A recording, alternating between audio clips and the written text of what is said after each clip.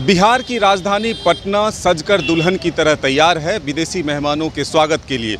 इस वक्त हम मौजूद हैं गांधी मैदान के अशोक कन्वेंशन हॉल के बाहर और यहाँ तस्वीर देखिए, काफ़ी सुरक्षा के पुख्ता इंतज़ाम किए गए हैं और यहाँ पर 2 दिनों तक चलने वाली G20 बैठक को लेकर के तैयारियां जो है पूरी हो चुकी है। अब विदेशी मेहमान थोड़ी देर में यहाँ पर पहुँचेंगे और राज्यपाल इस कार्यक्रम का उद्घाटन करेंगे। 28 देशों के कुल 176 प्रतिनिधि जो हैं वो यहाँ पर पहुँच चुके हैं। कल से ही विदेशी मेहमानों के आने का सिलसिला जो है वो शुरू हो चुका था। पटना एयरपोर्ट पर भव्य स्वागत किया गया, सांस्कृतिक तरीके से उनका स्वागत किया गया।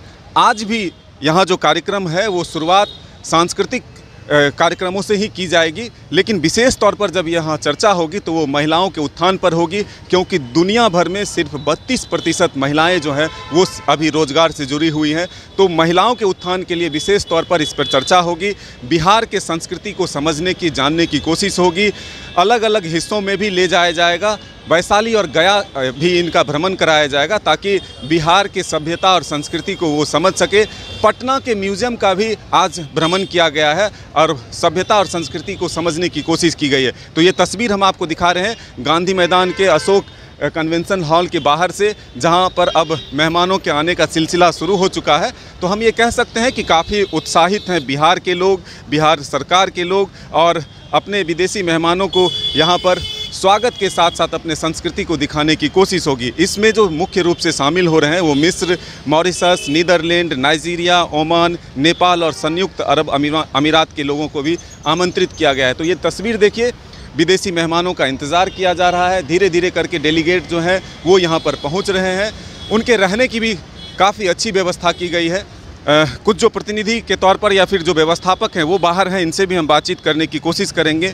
कितने उत्साहित हैं आप लोग विदेशी मेहमान के स्वागत करने के लिए? हम लोग बहुत उत्साहित हैं। ये हमारे लिए बहुत गर्व की बात है कि हम 28 कंट्रीज़ से डेलीगेट्स हमारे यहाँ आए हैं और हम पटना इस बिहार G20 को रिप्रेजेंट कर रहा है। तो ये हमारे लिए बहुत ही गौरव की बात है। ये महिला हैं आप और महिलाओं के उत्थान पर विशेष रूप से चर्चा होनी है।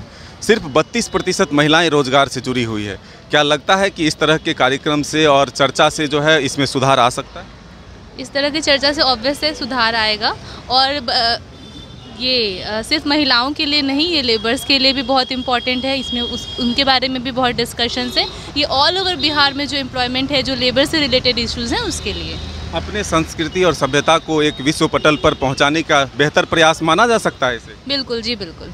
तो देखिए, एक कोशिश है बिहार की सभ्यता और संस्कृति को विश्व पटल पर पहुंचाने की, और इसी दिशा में 28 देश के लोग यहां पर पहुंच चुके हैं।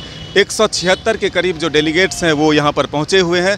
पटना म्यूज़ियम का भी भ्रमण किया है और अब जब यहां पर चर्चा शुरू होगी तब महिलाओं के उत्थान के लिए, लेबर यानी कि मजदूर के उत्थान के लिए चर्चा होगी। और क्या कुछ निकल कर आता है ये भी हम अपने दर्शकों को ज़रूर बताएंगे। अपने सहयोगी चंदन के साथ मदन कुमार सिंह, न्यूज़ बायस्कोप, पटना।